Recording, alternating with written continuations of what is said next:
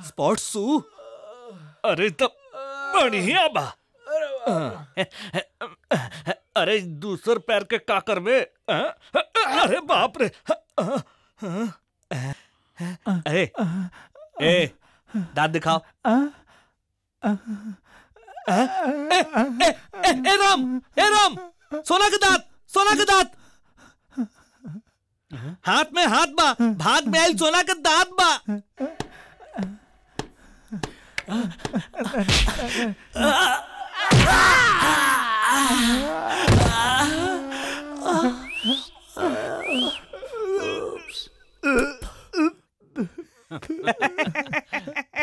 सोना के दांत। राम ए कितना दाम हुई कर?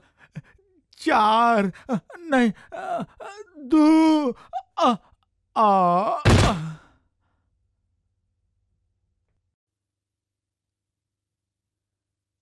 40,000 के एगो दांत, 40,000 के दांत।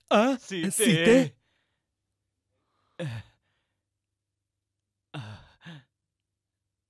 जे बोले के बा फटाफट बोला।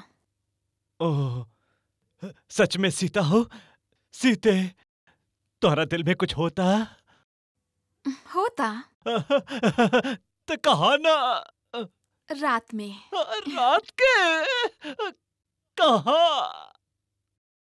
सपना में। सीते साला ही फिर दूसरे दुनिया में बा। रात भर हमके सीता समझ के गोदी में चाप के सूतल रहे और यह पुतला के आई लव यू कहता। हे प्रभु, अगर सीता नहीं खे मिलत तो रीता, गीता, नीता जे मिले मिला दो।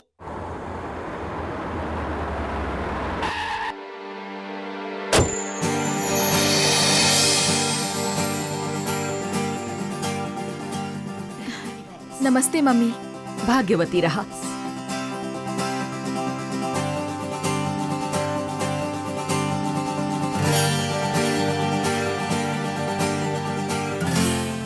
ई रुपया गरीबन में बांट दा। जोजो जोजो, हमार प्यारी बेटी गीता 5 साल बाद तू विदेश से अवतारू, तब वही तोहरा नइखे भुलाइल। इंसान तो इंसान के भुला सकेला, पर कुत्ता कबो ना भुलाला। मामा अभी तक नानी ना लौटली? तोहार नानी 4 धाम तीरथ गइल बाड़ी, 2 महीना बाद आई हैं। का भइल जोजो? कुकर के भूखे से का हो लगी तबिटिया? एक करके बांध दा। चला अंदर। हाँ चला।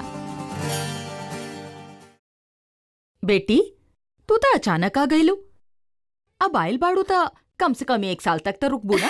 मम्मी, हम पढ़ाई के सिलसिला में आइल बानी। एक ऐसन व्यक्ति के बारे में रिसर्च करे के बा जे निस्वार्थ भाव से दूसर के सेवा करे, जे अहिंसा के पुजारी होके। बैठा। अगर आज भी ऐसा आदमी मिले तो हमरा आश्चर्य होगी। हमार मम्मी भी ता लाखों में एक है। लेकिन का करी मम्मी, समझी ना, हमरा अपना परिवार के बारे में लिखे के नहीं खे, बाहर केहू के देखे के पड़ी। आजकल के जमाना में इतना परोपकारी आ गौतम बुद्ध जैसन आदमी अब कहाँ मिली? कहीं तक केहू ना केहू मिली, हमरा विश्वास बा मम्मी।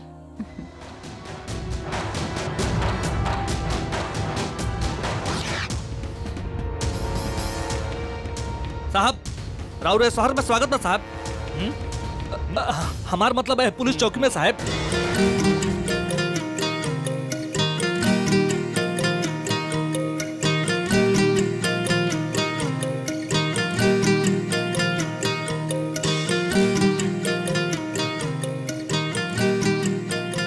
एक कन्या राशि,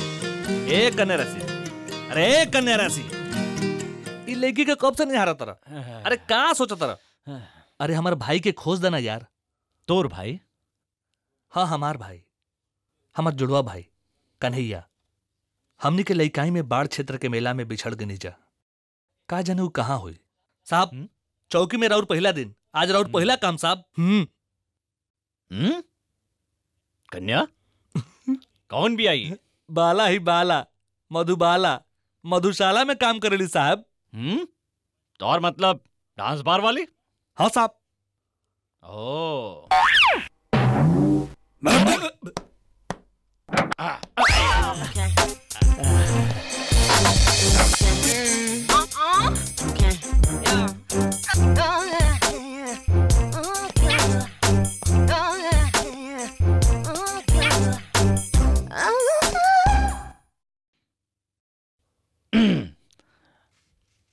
मैडम के नाम का बा?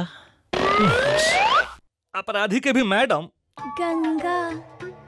गंगा? शरीर बा नंगा और नाम बा गंगा। सुंदर। और राउर नाम का बा? सावित्री। सावित्री? काम बा शरीर बेचे के और नाम बा सावित्री। मैडम के नाम का है? कमोलिका। कोमलिका? जैसा नाम वैसन है काम।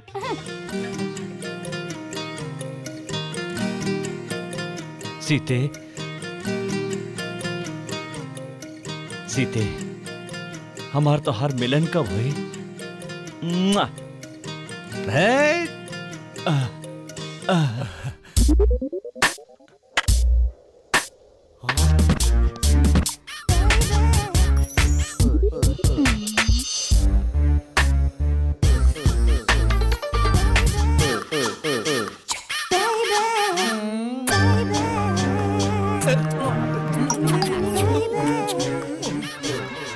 अरे एक कन्या राशि, एक कन्या राशि। अरे ए सर ये क्या करता सर? छोड़ दी सर। अरे बाप रे।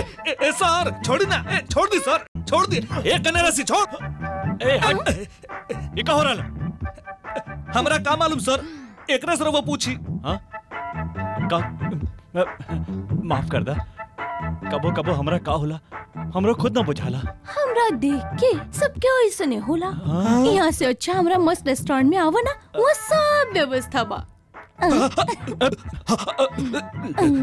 सर अगर रात में व्यवस्था हो के तो एकरे होटल में कहना चल जाओ सर, एकदम बवाल भी है सर।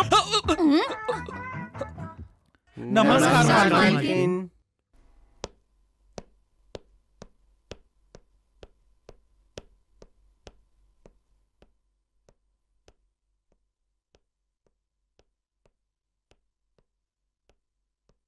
का भइल रहुआ लोगन के? कौना काम खातिर आइल बानी का? मालकिन कहा कि इस साल बारिश ना होखे के वजह से फसल एकदम ना भई और गैया के खिलावे खातिर चारा भी नहीं खे। फसल के नुकसान भइला के वजह से हमने के खाए खातिर खाना भी नहीं खे मालकिन। ऐसे हमने रउआ के पास मदद मांगे खातिर आइल बानी जा मालकिन, रउआ मदद करी। रउआ लोगन पर ता दुख के पहाड़ टूटल बा, लेकिन का करी? मम्मी के आदेश के बिना हम रउआ लोग खातिर कुछ भी ना कर सकेनी। बेटी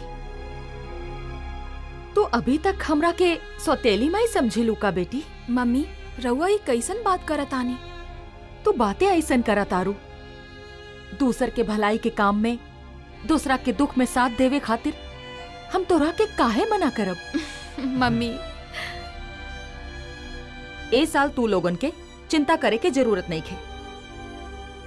मैनेजर मैडम, हमार बेटी के आवे की खुशी में ए सब के खाए खातिर 1 साल के अनाज था। मालकिन की जय हो।